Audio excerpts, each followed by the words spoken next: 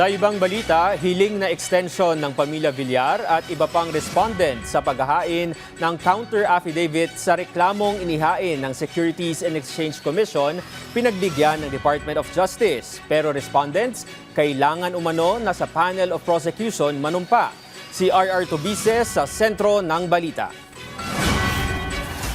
Inumpisahan na ang preliminary investigation ng Department of Justice sa reklamong inihain ng Securities and Exchange Commission laban sa Villar Land Holdings Corporation at ilang executives nito. Kabilang sa respondents ay ang mga dating senador at mag-asawa na sina Manny at Cynthia Villar. Kasama din dito ang kanilang mga anak, mga kasalukuyang senador na sina Mark at Camille Villar. Ayon kay DOJ Senior Deputy Prosecutor Peter Ong, na-iserve na ang mga sabina sa halos lahat ng mga respondent, maliban na lamang kay Virgilio Villar, kapatid ni dating Senador Manny Villar, na hindi umano personal na nakatanggap ng sabina. Ngunit kinatawa naman ng kanyang abogado. Sa paglilitis ng panel of prosecutors, lumabas na isa pa lamang ang nagsumite ng counter affidavit, habang ang isang respondent, kabilang ang mga Villar, ay naghain ng omnibus motion upang ipasuspend ang preliminary investigation.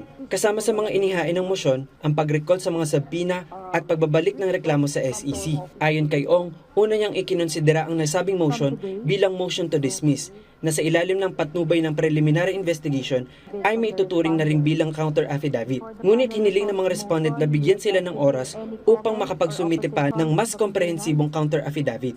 If that is your motion, we will treat that as a motion to dismiss. And considering na it is a motion to dismiss, that will serve as your counter affidavit. So they asked for 15 days, we gave them time, enough time to prepare kasi makapal-kapal yung annexes. Dahil dito, pinagbigyan ng panel ang hiling na extension at inatasan ng mga respondent na magsumite ng kanilang counter affidavits hanggang April 20. Inatasan din sila na manumpa mismo sa harap ng panel of prosecutors sa halip na sa notary public o sa ibang prosecutor. Samantala, tinutulan naman ng SEC ang argumento ng mga respondent na walang finding of probable cause sa reklamong inihain. Sabi ko, ang nag-file dito, SEC mismo eh. Wala namang specific format na nire-require ang batas. So sabi ko, yung filing ng complaint is in itself a finding of probable cause. Matapos maisumite ang mga counter affidavit, susunod na pag-aaralan ng panel ng DOJ kung may sapat na ebidensya upang maisampa ang mga kasong kriminal laban sa mga pinangalanan sa reklamo. R.R. Tubise para sa Pambansang TV sa Bagong Pilipinas.